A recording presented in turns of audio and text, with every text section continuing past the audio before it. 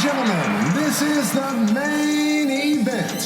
Fight fans worldwide, you tuned into the number one undisputed boxing podcast today. This is the Boxing Breakdown.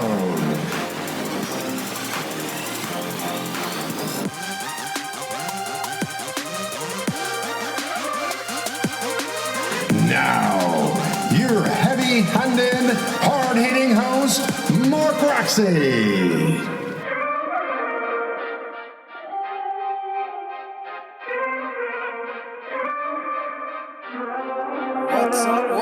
What's up, my boxing friends?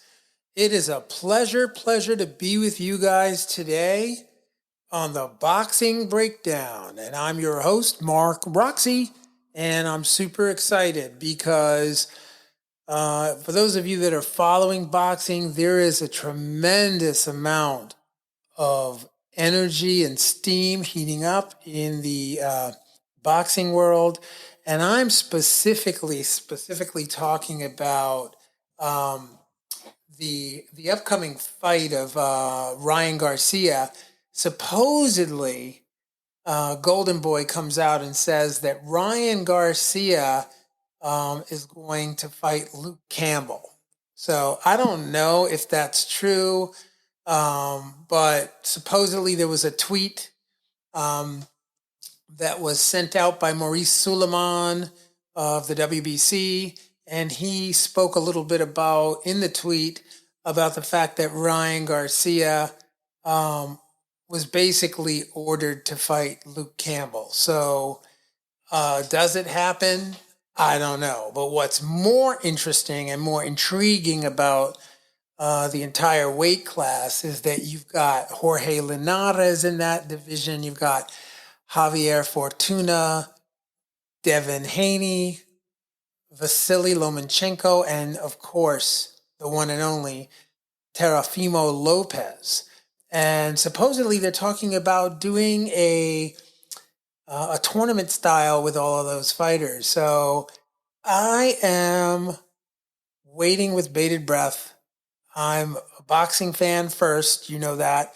If you know anything about me, I love my boxing. I'm not just a trainer and a manager and a host of this podcast, but I am all in it for this. So, boy, if that happens, we got an amazing 2020 and 2021. So stand by and let's see what happens, right? And then we're going to switch the topics here a little bit. We're going to talk about my guest tonight.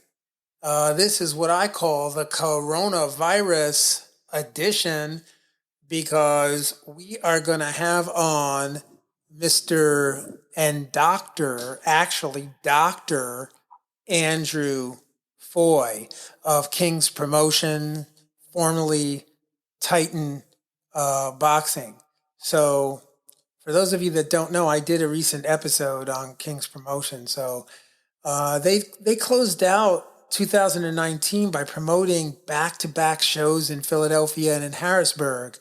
They featured some of the Northeast's finest boxing talents, including world-ranked contender Michael Fox, who at the time was 22-1 with 5 KOs, and Marcus Bates, who was 11-1 with 1 draw and 8 KOs, along with the female talent who I just adore. She's an amazing fighter, Alicia Baumgardner, 9-1 with 6 KOs, along with Carlos Vidal, who is 16-0 with 15 KOs, outstanding record, and Michael Coffey, who is 8-0 with 5 KOs.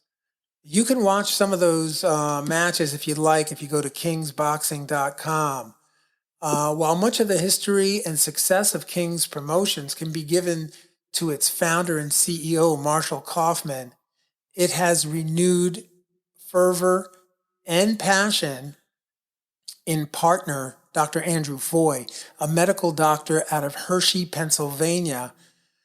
Foy officially joined his Harrisburg-based promotion company, Titan Boxing Promotions, with Kaufman's King's Promotions in early July of 2019.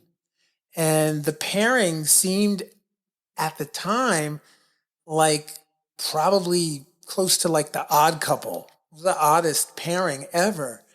Marshall Kaufman is a veteran promoter of the sport who's basically come up in the world of boxing the hard way with years of grit and focus in the industry. He's managed to parlay some pretty amazing success as a promoter, as a manager, trainer, and just a gym owner, really out there doing great stuff for kids. So if you want to learn more about Marshall Kaufman and King Promotion and his journey, check out the recent episode of the Boxing Breakdown, where I do a whole episode on Marshall. You can find that, you're obviously listening to the podcast now, but you can find it on Apple Podcast, Google Podcast, Spotify, or anywhere you listen to your podcasts. Foy, Dr. Andrew Foy, on the other hand, is a laid-back, quiet, and soft-spoken person, but manages this real amazing quiet confidence. As Foy approaches his 40s, he's regarded as a leader in the world of medicine, with over 50 plus peer reviews, publications, and several of those appearing in the world's leading journals.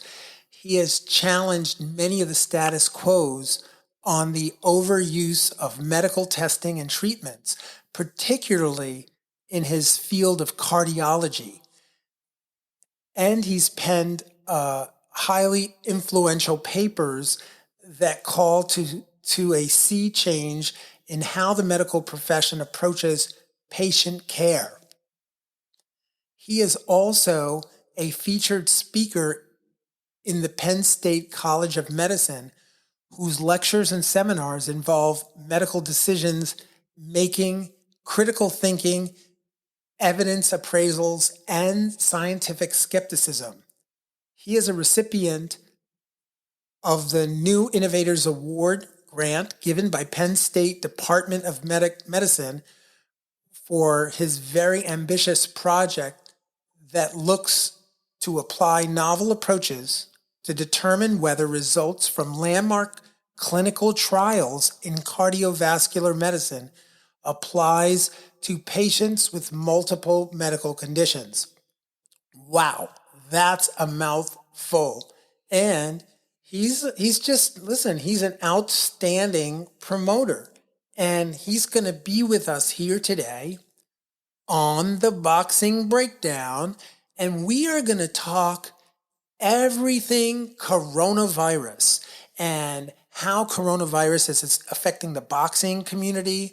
We're going to dispel myths. We're going to break down what is the truth behind coronavirus and how is it possible that we get back to boxing. So, without further ado, I would like to welcome to the Boxing Breakdown, Dr. Andrew Foy. Welcome, welcome, welcome. What's up, Andrew? Welcome to the Boxing Breakdown. Thanks for having me, and thanks for that very nice introduction. Yeah, in the introduction, what I wanted the listeners to know as well, because that was a mouthful for the introduction, but, what an outstanding job you do as a promoter as well. So I want to make sure that everybody understands that, what I find to be intriguing, Andrew, about your background is that you have like this amazing life and success in your chosen profession. And yet you have two chosen professions, and that this is what we're dealing with boxing. People involved in boxing are there's a lot of folks out there that have this notion that boxing promoters are, a certain way, but when in fact, they come with such depth like you. So I'm delighted to have you on the program super stoked to just get to know you a little bit better and really like just chop up boxing and chop up coronavirus. And let's get to it then. Yeah, Got man. a lot. So check it out. Here's a couple of rules, okay? You ready for the rules? Yep. All right, here's the rules, bro. So the basic ground rules for the boxing breakdown. Rule number 1, answer only in the politically correct way, unless you want to answer in whatever other way you feel. Rule number 2, support, share, and teach the listeners, of course, unless you really don't give a shit. Okay? Rule number 3, you must answer all questions, unless, of course, you need to bail out on any question or simply answer reality or myth. Reality or myth. So you can bail on the question by simply saying myth or reality, right? Okay. Rule number 4, no cursing unless you feel like you need to. And the final rule is be completely honest unless you feel the need to slip, roll, punch, duck, sit, or just friggin' cover up. Okay? Those are the 5 rules. You got it? Yep, got it. Okay, cool. All right, so what's going on? Tell me, what's going on with you? Well, I'm just adjusting to my life with much less boxing in it. It was pretty tough when this thing hit in early March. I guess when it really hit the boxing world. Marshall and I had a big show planned at the Wind Creek Casino, and it's funny how things with the coronavirus really hit. It was kind of like things, started to come out and it was slow, and then it just kind of hit really fast.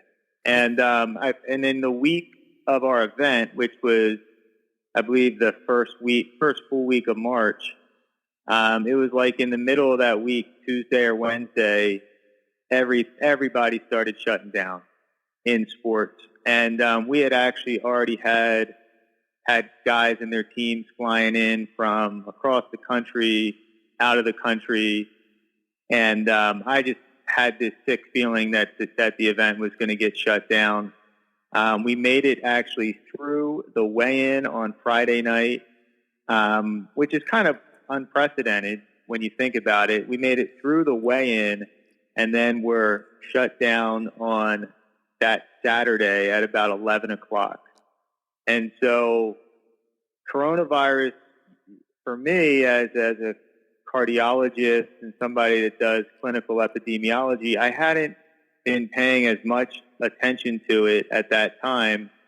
And then it was kind of like a surreal thing. And so when that happened, the event got shut down. Yeah, I mean, I was angry. I think I went through all the stages of grief and coping, but I've developed a significant interest in trying to understand the clinical epidemiology, and, how we can get back to normalcy. Obviously, from the standpoint of promoting events, we're really still not there. Right. And I can get into some of the reasons for that, but it's nice to see Top Rank has finally got going from their bubble out in Vegas, but it's really not feasible for a lot of the rest of the boxing community. Even international and national and regional level promoters. There's just too much cost to bear, and really no real potential for not just losing a ton of money on an event. Yeah, there's no without doing these events. I kind of been fishing more, trying to work on my golf game, and just generally doing stuff related to my other job of being a physician and a medical researcher, and I'm adjusting. Right. No, I mean, yeah, I ditto. I completely get that. I actually The fight that was up at Wind Creek, I was on my way to that fight when I found out it was canceled. Like I was going to come the next day. So I was really looking forward to that card because as I said, when I interviewed Marshall Kaufman, I was super intrigued by a couple of the matches that were scheduled for that night. And when I found out that the weigh-ins were going on, I was like, yes, this is going to be awesome. I'm going to go up. And then the next morning I was like, did they really just cancel that? So were there any, like obviously there are financial implications when you have the weigh-in and then you hold the fight, right? Were there financial implications? Yeah. I mean, we lost over $10,000. Damn. Just in terms of we didn't get reimbursed on any of the fighters that we flew in. Wow. All the medicals that were paid for, and so yeah, I mean, we were out a bit after that event. Right. Not to mention the expected revenue. The expected revenue that was supposed to come in. That was going to be probably our most well-attended show for the last 12 months or so. I mean, it was really, no doubt. Most of the local fighters had big ticket sales. I think the event would have been a sellout, and it was, like you said. I mean, it was a great card. The local fighters that were on it were intriguing. The matchups, several of the matchups were really good. I mean, there's really a television level card in our opinion. And life goes on. That was a quality card. That would have been a wonderful televised card. A wonderful. I was really, and it wasn't just one good match. I mean, there were a lot of good matches on that. You guys put together a stellar card for that show. Yeah, we had about 10 bouts. And yeah, I mean, definitely it was great. Yeah, no. And you mentioned about Top Rank, and, obviously they have an outstanding relationship with ESPN. So, they've got fights coming up. I mean, they're fighting in July, all the month of July. They've got fights, all the way through August, interestingly enough, when you go, like if you go and you look at BoxRec, right? And you shout out to BoxRec, by the way. If you go and you check out, some of the scheduled matches in the Northeast, there was nothing until like August, mid-August, possibly, And yeah. Do you guys have a fight scheduled for some time in August, or what's your plan? No, I mean, we've been kicking around some ideas, but unfortunately, there's too much uncertainty right now with what's going to be allowed going forward, and there's really no feasible way to do boxing events without some live audience, unless, of course, you have money coming in. Yeah, unless you have a network, television, right, exactly, and so. There's, right now, I think Showtime is, and we had a good relationship with Showtime. Yeah. We had done a ShowBox show in the month of February. For sure. And we were looking forward to hosting another ShowBox event this year, but things are just that's not an opportunity that's there right now. Everybody's just trying to readjust and I think trying to read the landscape and there's just so much uncertainty right now that it's really making things tough to plan. Yeah. And it's not just the promotion. It's also the, the venues, the venues have their own set of issues and concerns that kind of come into play. So, it's just it's a trickle down. And so what do you think about, obviously a blanket question would be, what's up with coronavirus? What can we expect in the next 6 months? It's so hard to answer that because I think, it's hard to predict what the political and the regulatory response is going to be, and it's hard to predict people's emotions. I went on the record fairly early on a couple boxing outlets and said that I thought that the lethality of coronavirus was being significantly overestimated, and that I didn't necessarily acknowledge that lockdown was the only feasible response to this. Yeah, at the time, sure.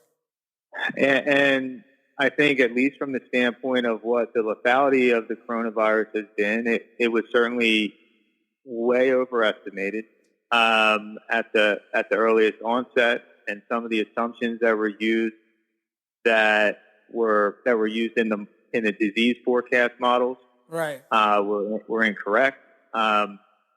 We had and that drove a lot of the early, I think, fear and response. One of the things to me that's been concerning, how it, even as we've continued to get better data and we've learned more about the coronavirus, what I would think would lead to, would lead to some reassurance for people, has not really done that. And I think our response to it has been all over the place in terms of what we're willing to accept from a risk standpoint, and what kind of metrics that policymakers and regulators are using, in terms of allowing some things to go forward and other things not to, and what kind of rules are in place. I mean, I think the bottom line from my standpoint, coronavirus is in the community. There's nothing that we can really do at this point to stop it from spreading.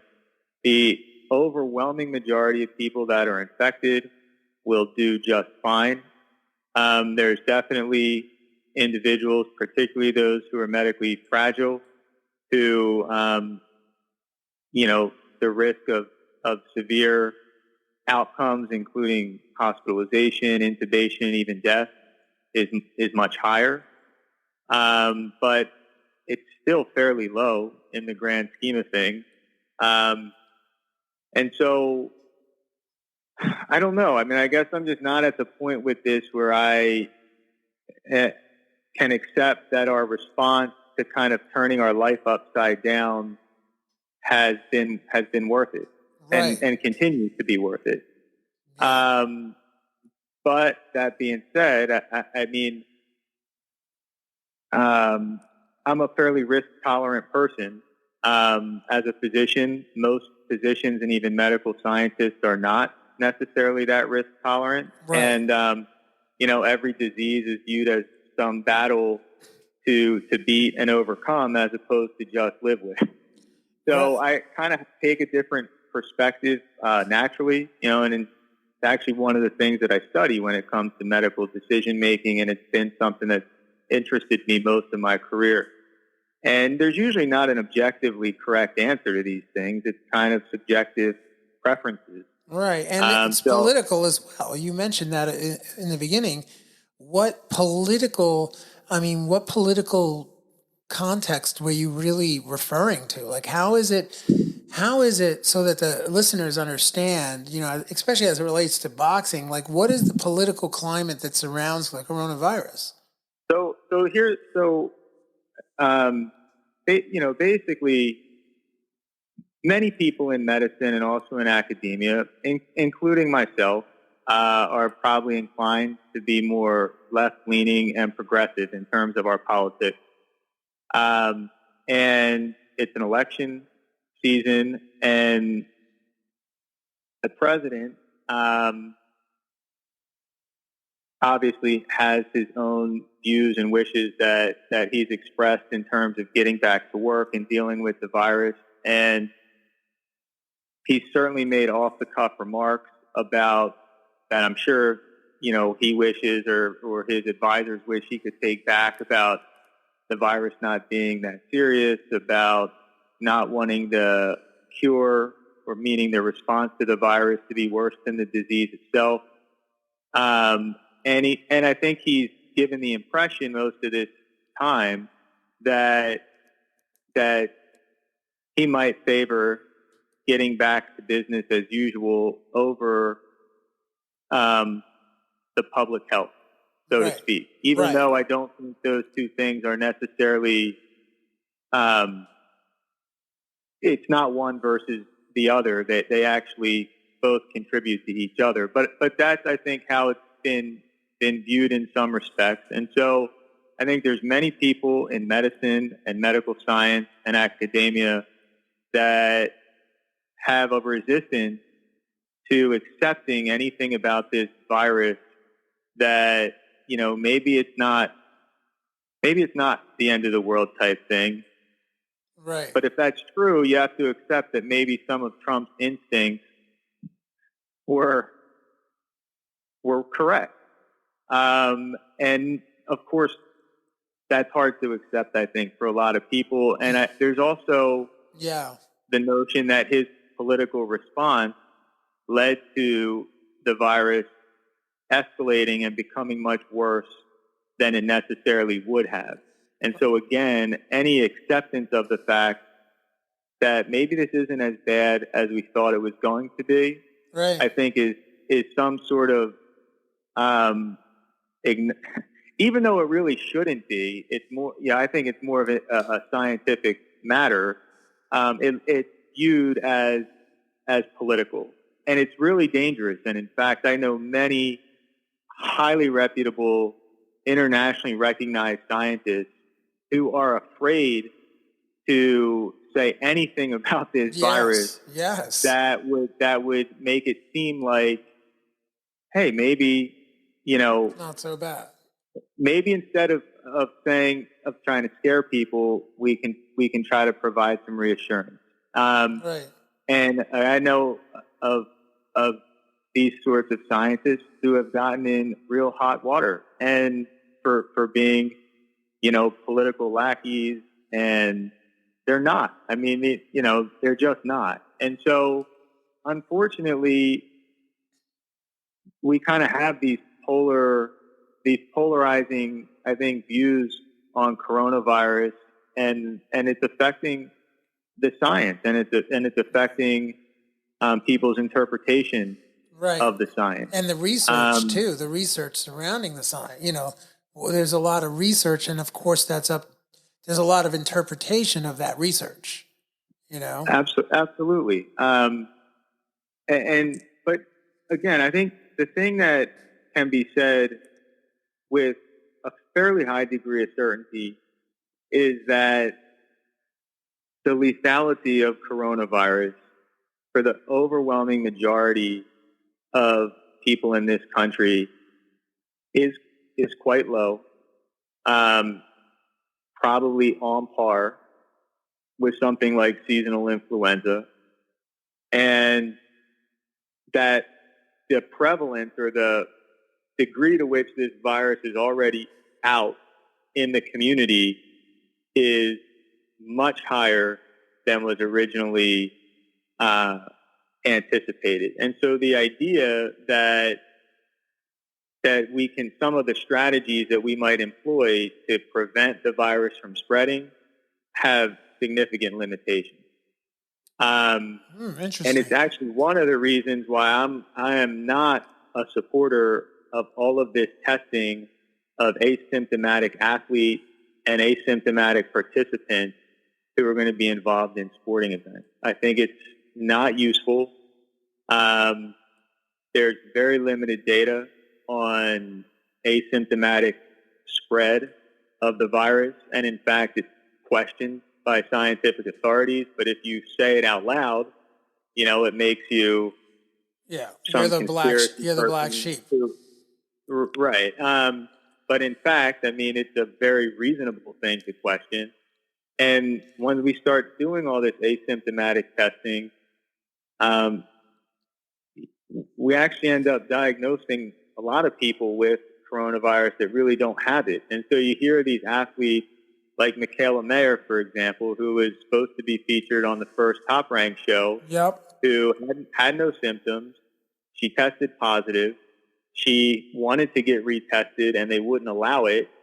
And so she ended up getting privately retested several days later and was negative. Wow. And then she got retested again and was negative. And she was pulled off that card because of that. I remember that. Yeah, she was pulled off the card. I mean, her opponent ended up losing the fight all for essentially nothing, because Michaela, not only was she just an asymptomatic carrier, but she actually didn't have coronavirus when she was retested. And so that's part of the problem when you're testing asymptomatic individuals. And my perspective on this is we test for HIV and we test for hepatitis virus in these pre-participation blood work. And we do that because absent treatment, the morbidity and the mortality from those infections is significant. Significant, sure. And the truth is, it's not for coronavirus, and it's almost absolute zero for healthy young participants. And so when I say absolute zero, I mean like maybe like 1 in 5 to 10,000 people that get it in that age bracket, meaning less than 45 healthy adults will pass away. And those that do, they probably have some sort of special underlying susceptibility to it. Right. And so why would you disqualify those sort of participants from participation? And then you go, well, because they could spread it asymptomatically. Well, one, we don't have solid evidence that that occurs. And two, even if they did spread it asymptomatically, so what? This is already getting spread within the communities. It's one thing if there was like one person with coronavirus in the country and, you know, this individual who had it became like a super spreader. Right. But we actually know that that's not how coronavirus works. That was an early fear with coronavirus. Right. But we know that that's not how it works anymore. And so, you know, just the fear is not in keeping with what we know about this virus at this time. Should we, in my opinion, should we still use basic sense precautions to reduce spread? Sure. I think that's reasonable. And should we take more precautions to prevent spread to people who are medically fragile and would be more susceptible to bad outcomes? Absolutely. But you know, that's about the extent to which I feel like we should be going out of our way to manage this virus. Right. And so, you know, it's frustrating to me that that what I'm seeing, the response to people and to organizations that have the type of money and revenue to deal with the testing and to the regulations, they're just kind of doing it. And what it's becoming is one of these things where it's a barrier to entry for everybody else. And so, you know, Top Rank, God bless them, they have ESPN and Disney behind them. Right. And they're getting paid to do these events. Yeah, for sure. And that's contracted. I mean, that's a contract deal of a certain number of fights that they must carry out. And then, yeah, and then the promoter has those deals with the fighters as well. So that's a we must go forward. We must carry these events on. You know, not just really excluding any kind of gate or monetary return that would be, you know, realized by the promoter. The return is just not there. You know, there's promoters can't make money if they don't have gate, if there's no revenue. You know, you can't even sell concessions unless you have people. You can't sell tickets unless you have people. So that's why you said in the opening of the program that the model is significantly different for a promoter that has a network behind them versus the rest of the 90% of the promoters in the world. Right. And it's not even just the fact that it's not even just the fact that we don't have revenue. the additional fact is that the cost of production of the event is significantly higher. Top Rank is saying that they're paying $20,000+ an event for COVID testing and to deal with the COVID regulations. Right, to just follow through with all the masking and the suiting up and the test. Yeah. And just the testing itself, a COVID test costs like $200. Right.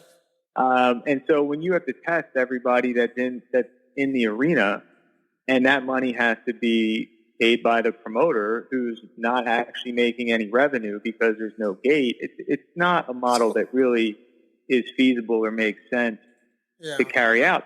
So basically, we'll kill the sport until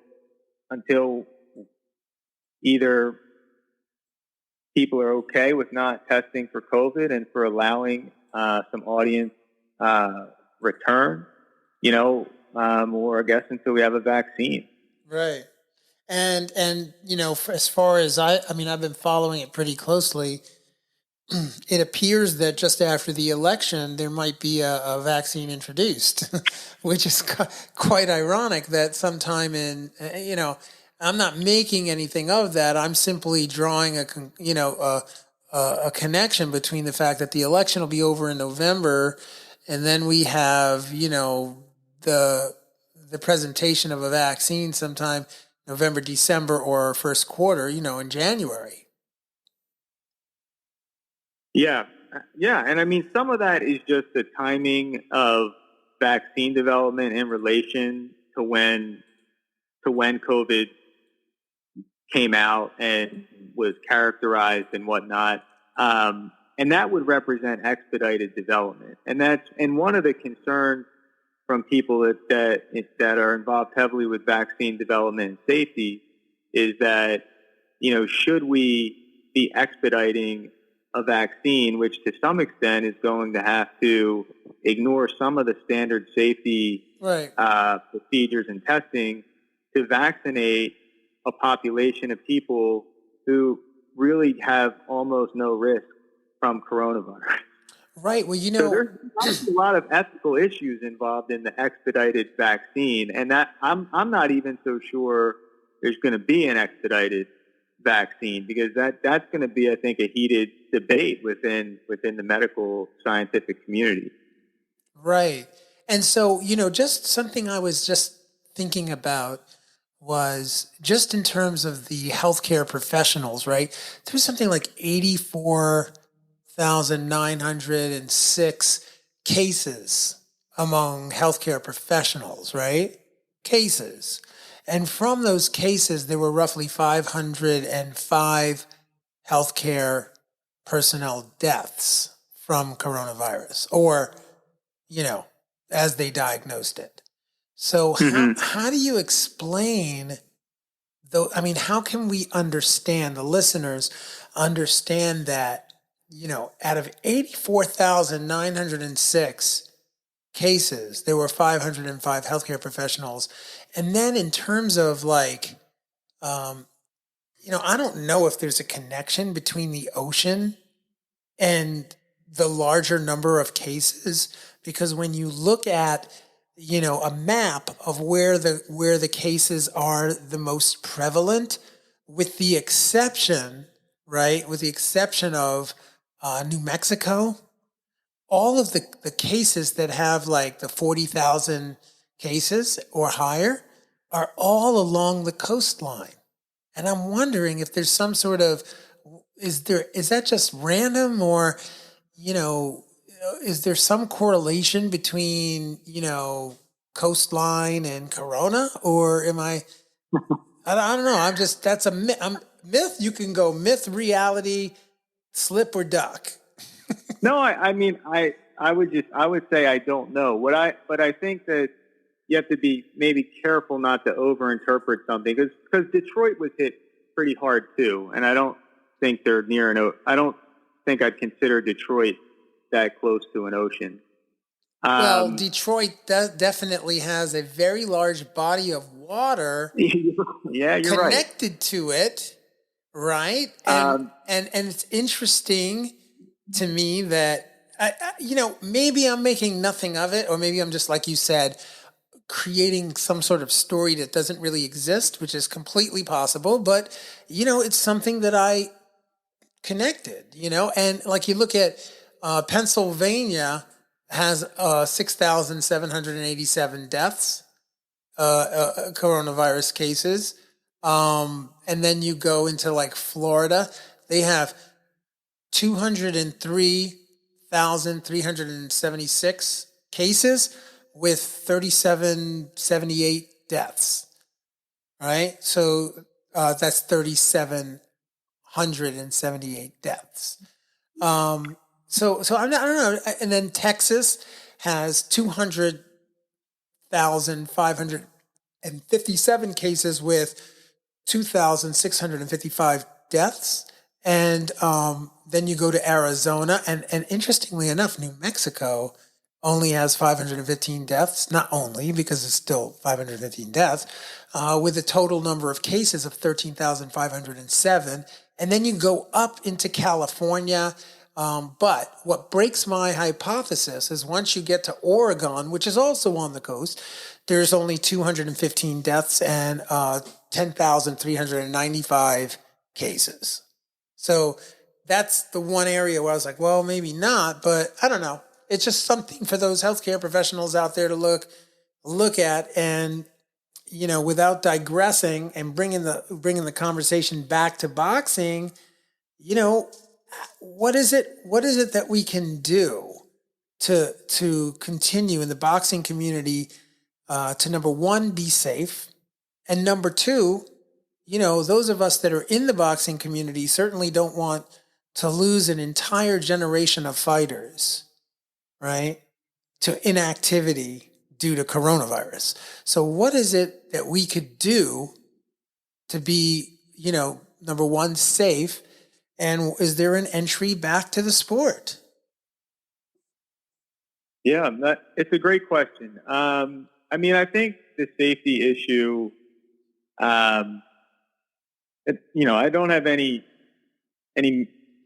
kind of great answer for that. I mean, what I think you can say is that if you want to guarantee yourself that you'll never get coronavirus, then don't leave your house, right? And I don't think that's really and that's not a feasible way to live life. And, would quality of life even be worth it if that was our answer? So, right. And there's a lot of things we can do to guarantee ourselves absolute safety that we don't do because they make life inconvenient or not enjoyable. I mean, we could not drive cars. We could not do all kind of things if we wanted absolute safety, and most of us don't. So, I would say that following, I think the universal masking is something that is still being sorted out in the scientific community. I think it's easy enough to do when you're in enclosed spaces, but obviously much harder when you're talking about working out in a fitness facility or boxing or something like that. I think for people that want to train to box, then I think, you just have to do it. And if they allow gyms to open, then you train, take extra precaution as a fighter and as a gym owner, and making sure to disinfect things as much as possible, to, take the basic kind of hygiene measures seriously. But I don't think we can guarantee safety from it. I think it's one of those cases, I think, of living with it, which right. means if you have symptoms, getting tested is reasonable, and self-quarantining until your symptoms go away is pretty reasonable. But the one thing that I think fighters should know that are out there is that there are still opportunities right now. And I think that this is one of those times that's really going to separate the true serious pros from what I kind of call the hobbyist type fighters. The people that... The weekend warriors. Well, not even the weekend warriors, but the kind of fighters that show up at the gym, they like to take selfies and post about being boxers, and they'll take a fight if it's kind of advantageous to them or if it's easy Right. or something like that. But they're really not interested in taking committed. risks and challenging themselves and doing the things that a real pro would necessarily do, which is, you get called and you go to work. That's right. And so I think for fighters that want to be real fighters, this does present some interesting opportunities for them. I can tell you that Marshall, in terms of working with Top Rank and trying to help match fights for them, has offered very reasonable fights to over a half dozen local fighters, and only a few have answered the call. Yeah, because and so. But does that? I mean, yeah, you are 100% correct because you know what I do. So, I mean, I just have a theory that if you're a fighter, it's a lifestyle. You're in the gym every day, and it's just what you do. And if you are sitting around waiting for the contract before you start to train, then that's really not. That's not gonna. It's not workable. It's not workable. Right. To of course take advantage of opportunities that present themselves, and like you say, Top Rank is making the call. They are calling people, and they are calling people out to fight. And a lot, like you said, a lot of people just don't want to fight, and some of it is because they don't have gyms to train in. But I've also heard stories of trainers and fighters. Building a backyard boxing gym right in the middle of their yard in North Philly. I've heard guys just throwing gyms up in their backyard or whatever you have to do, because like you said, if you're a fighter, you'll find a way to make it work, and you'll be ready when the call comes. Right, and I think that when Top Rank got started, I will say that. Because we were involved with the first Top Rank event, tangentially, but it did kind of come out of the blue and it hit people fast, and it was kind of like, is this really going to happen? And so there was some genuine hesitation, I think, for people to jump right in. But now, clearly we see that they're doing these events almost twice a week up to this point, and they're scheduled, indefinitely through the summer. Yep. And so get ready. I mean, if you want a chance to fight, you might get one. And Andrew, these events are being very well viewed. They're being viewed. The ratings are really good for a lot of these broadcasts. And I probably talked about it on the last 3 or 4 episodes that I've done of the Boxing Breakdown, where I've talked about, I remember right at the height of coronavirus and the UFC. I think the UFC came out with that fight, and they sold the fight on it was like a pay-per-view event, and they sold it for like $65 a pop, and they sold 775,000 units. So the blueprint was there. Top Rank took the blueprint and really twisted it up, and they've created almost like a Doctor Who. You're watching a boxing match, but it's like watching an episode of Doctor Who. And but the blueprint is there, and like you said before, we've got to start to figure out how we're going to live with this thing rather than just curl up in your house and do nothing. Right. And the idea that we can prevent spread within the community, I think it's, I hope that it's somewhat well established at this point that it's a myth unless we adhere to the strictest of lockdown policies. Right. And again, to that effect, I mean, you have to then really have to make some considerations about what's worth it and what's not. Yeah. And I think that I think that the majority of people, regardless of what their political ideology is, are over the lockdown in the strictest sense of the word. Oh, yeah. Because, I mean, you just have to, look at people's behavior, look at cell phone data on movement, and human beings are social creatures, and they're only going to be able to stay locked up for so long. Particularly when you have a virus that, as people are experiencing it in real life, it doesn't seem to be what it's being made out to be, right, in the press. And I think those are very real sentiments that people have. Yeah, I just turned off the television months ago. Like I won't listen, Andrew, I'm not interested in all the rhetoric and all of the scare, it's just like, and I understand it's real. Coronavirus is it's not a story. It's real. It's real, people, Mm-hmm. right? It's real. But, the question is what do we do and how do we manage and navigate through it, so that we can, live our lives with this new virus that is just going to be part of our life. It's not like it's going to go away. Is it going to go away?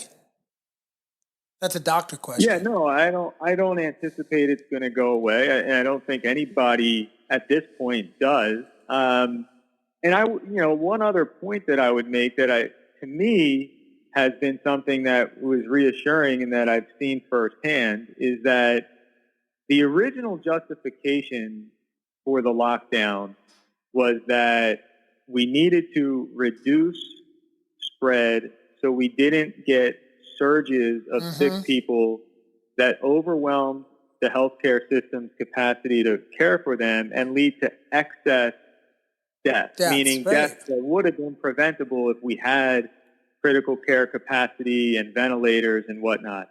Yep. And what I think most of us in healthcare have seen is that our hospital systems or our healthcare systems were able to kind of go into this COVID protect mode where we stopped elective cases for the most part. We stopped doing a lot of things that are maybe not emergencies or they're not urgent. They might be things that are desirable to do that improve people's quality of life, but they're not medical emergencies. And we were able to stop those things. And basically we had a ton of excess capacity and we never got the predicted number of cases. And so what that says to me is that, at least most of our healthcare systems and hospital systems in this country have the ability to flip on that switch if it's really needed and go into that mode where we can significantly increase our capacity to deal with a surge of sick and critically ill patients with, who have something like coronavirus. And so to me, that was a very reassuring signal. But, interestingly, when I've tried to talk about it, with other colleagues, and they've tried to talk about it, they've been silenced a little bit. Yeah. That, don't say that. You don't know what they'll say is you don't know what they dealt with in New York City and Detroit and places like that. Right. But the reality is that for most of us around the country, we didn't experience these overwhelmed healthcare systems that couldn't operate. And then one more thing to get to the point that you were making about coronavirus and the sea and the coast. The thing that people, I think, took for granted about coronavirus when it first came out was that the spread of coronavirus would be as bad everywhere as it was in some of the worst centers of coronavirus in the world. For example, North Italy or Wuhan, China, or New York City. But the fact is that virus transmission is very much related to human behavior and in particular population density. Right. And so where you're actually seeing these places where you have high numbers of cases, if you actually index those cases to the population density of the state, per capita, right? right, then it changes things quite dramatically. And so I New hadn't York thought about still that. isn't. Huh. That's interesting. Yeah. So, Yeah. and I did. I mean, I look at this data every day because it's a significant interest of mine. But even if you index it per capita, New York is an outlier, and some of the areas around New York are outliers. But it changes numbers for a lot of other places quite substantially. And again, there's things about New York City and the transportation into and out of New York City and the density of New York City that make it quite predictable. Oh, sure. That if you had a new virus where the whole population was susceptible, that it would really spread much worse in New York City than in pretty much any other place in the world. And Wyoming.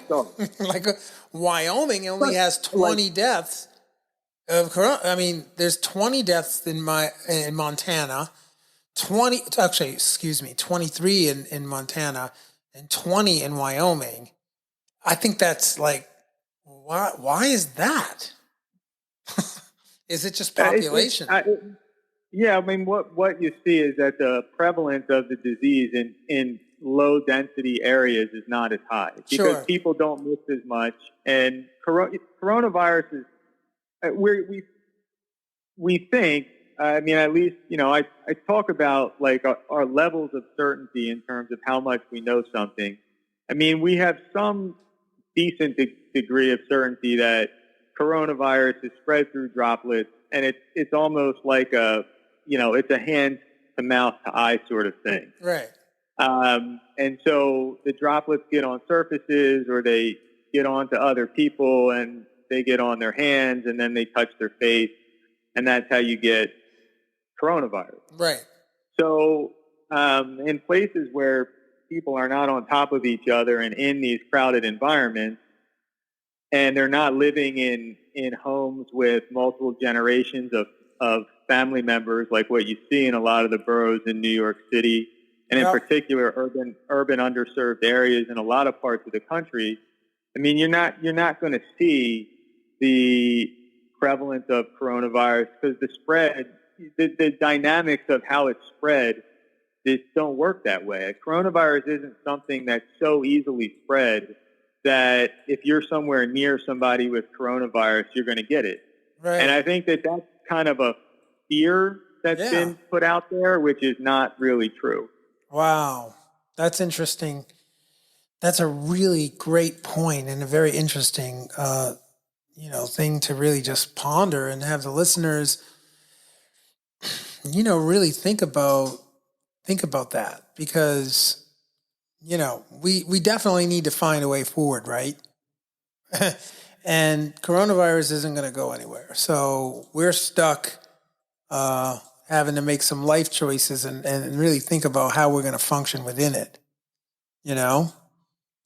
And I just I just thank you so much for giving the listeners your insight and really just talking about the virus itself. And so I do want to ask you a couple of other questions that are not coronavirus related, right? But they're, and then we can kind of wrap up our amazing time together. But I wanted to ask you if you know about the 35-pound tournament that I spoke about at the beginning of the program with Ryan Garcia, Jorge Linares, and Javier Fortuna, Vasily Lomachenko. I think Devin Haney's in there, and then of course Teofimo Lopez. You heard about that, right? Yeah. So, okay, who do you got in that? Like, how do you think that's going to go? Yeah, I don't know. I mean, my instinct would be at this point, I'd still say just Vasily Lomachenko is number 1, but I could easily see it, being Teofimo Lopez. And I think the best out of all those fighters you mentioned is Ryan Garcia. I think he has the potential to bring things to a whole nother level with the power that he's been showing up to this point. I just don't know right now if Ryan Garcia could handle somebody like a Lomachenko. But I think Lomachenko is going to have a lot of difficulty with Teofimo Lopez, to be honest. And I think Lopez could beat him. For sure. Lomachenko's shown that, he's never been considered a big power guy. He's going to do it through accumulation of punishment. But right. He doesn't have it as much at 35. And, Linares knocked him down, who I don't consider to be that heavy-handed, right. And he's getting kind of past his prime. So, if Linares could do that to a guy like Lomachenko, then I think Teofimo Lopez could easily do that to him. And I think that Ryan Garcia could potentially easily do that to him. Yeah. I definitely think that Teofimo, the interesting thing, what makes that fight, and I actually covered that on one of my recent broadcasts, but I had Judge Harold Hunt, who joined the program, and we broke down that fight. And I really think that Teofimo has the dynamite in both hands. If he's able to close the gap and connect and have any kind of exchanges with Lomachenko, that's going to be a very, very rough place for Lomachenko to fight. And secondly, I think as the fight goes longer, when those power punches start to land later on in the fight, what is Lomachenko gonna, how's he gonna weather that? So those are the questions that are going to be answered in September. I think the fight's September 13th or something like that, right? It's gonna. Is it set yet, or is it? Yeah, I know they're talking about the it. date. The date is set, and I believe it's September 13th. But I'll fact check that for those listeners out there. I think it's September 13th, but I don't think that they've figured out whether that's going to be a pay-per-view or whether it's going to, how it's going to occur. Fans, not fans, I think a lot of things are still, like you said, up in the air with how that fight comes off. But if that ends up being a round robin, kind of tournament kind of scenario, I think the two that stand at the end of it all are going to be Loma and Teofimo, with Ryan Garcia maybe being the wild card in it all. I'm not too sure about Linares and Javier Fortuna, although they're both excellent fighters. I think that it's going to come down to those three men, and which one really has the best night. Right. Yeah. I'm to be honest, I'm not even sure how Fortuna got into that mix. Yeah. I think they just needed. Yeah, it seemed like he came out of the blue a bit into that. And if you're going to start putting in a guy like Fortuna, might as well start thinking about a fighter like Tank Davis, who is 30 to 35, and other people like that. But yeah, no, I think that division in that class of fighters is really exciting for boxing right now, and could be could be great if they really take competitive fights and insist on making competitive fights. You just think of guys like, when I was growing up and most heavily involved in boxing. I remember the welterweight, which was De La Hoya, and De La Hoya, for all the issues that he may have had in his personal life. That guy just wanted to make the best fight. And, he just, with Trinidad, the Mosley, Vargas, Corte, he just was taking big, dangerous fights on. That's what he did. That's what boxing was to somebody like De La Hoya. There was no point, if that's not what you were going for. And if any of these guys are willing to put themselves out there like that, and I understand the times are different and things have changed a bit, but I mean, and I think we could be in for some really special things with guys like Garcia and like Devin Haney. Yeah, for sure. I hope we see it. It's interesting because you mentioned Oscar De La Hoya, and did you hear that news that he says he's thinking about coming out of retirement to fight at 160 pounds?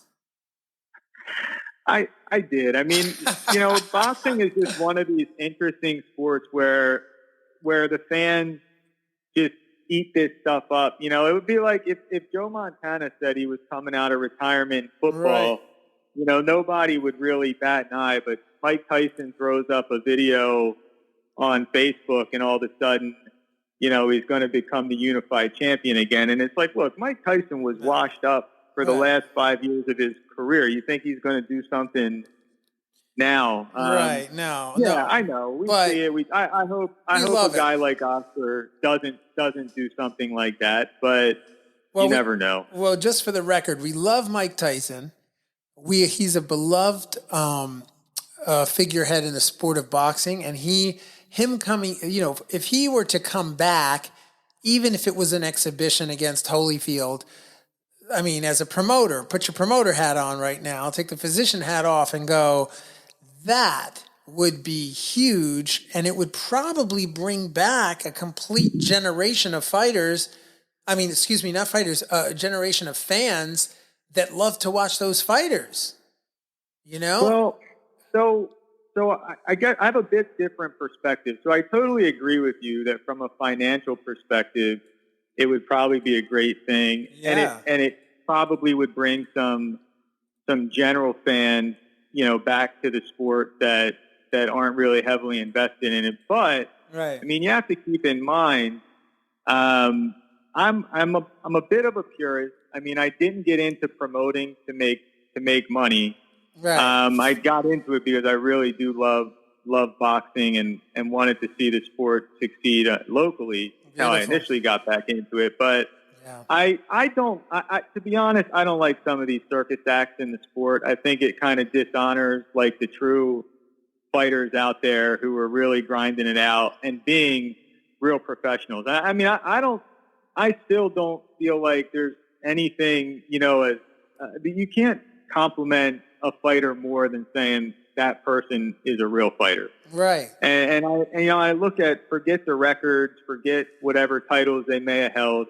Like, did that person, was that person a real fighter? Is that person a real fighter? And I was actually extremely disheartened with some of what DAZN and Eddie Hearn was doing in terms of the celebrity boxing and kind of mixing it with the high-level professional part of the sport. And, right. I understood what they were saying about it brings attention to guys that wouldn't otherwise be getting it, like Devin Haney's and Kevin Farmer's and those right. sorts of fighters. But, at the end of the day, I don't think those fans ultimately stick, and it ends up being just to me, it dishonors the real pros. I mean, to take a guy like Logan Paul and to say he's fighting in a professional fight and make him the main event on a card where, Devin Haney is the undercard attraction or something like that. It's, I just can't.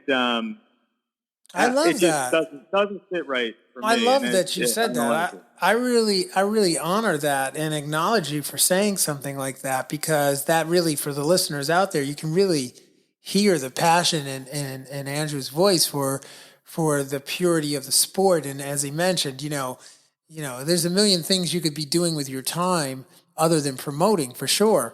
And, the fact that that you're in boxing and that you're promoting it because you love it so much, really speaks laudable about your commitment to not just the fighters, but also to the fans. That's amazing.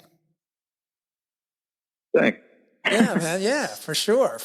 And I just, so, are there any fighters that you would point the listeners to that you would keep an eye out for, whether they're on the East Coast or not, particularly East Coast, but what about some of your fighters or just fighters that you really admire, and if you could have them on your promotion, you'd love to? Yeah, well, I mean, I'll start with King's Promotions fighters. Mike Fox is just an absolute true professional in every sense of the word. For sure. Has come up the hard way in the sport. He's not backed down from any challenges, and took his first loss on Showbox last year, and then bounced right back on ESPN to defeat an two-time Olympic gold medalist. I mean, just totally fearless, wants to be a champion, and has the right attitude in every sense. And so, Mike, I think one of the people that I would draw attention to. Another one for us is Raif Salim. Right. He's one of our fighters. He's actually out in Vegas, but he made his kind of debut on Showbox earlier this year and had a dominating performance. We're expecting big things from him. It's tough to get people to fight him, unfortunately. Sure. He's fairly avoided. Think of, not obviously, but we are hoping for big things out of Alicia. Yes. I really think that she could be a face of female boxing. And then some of the guys that are kind of not quite at that maybe level yet of the sport where they're in the world rankings. But, I love Martino Jules. He's not technically signed to us yet. He's a kid out of Allentown. Nice amateur background.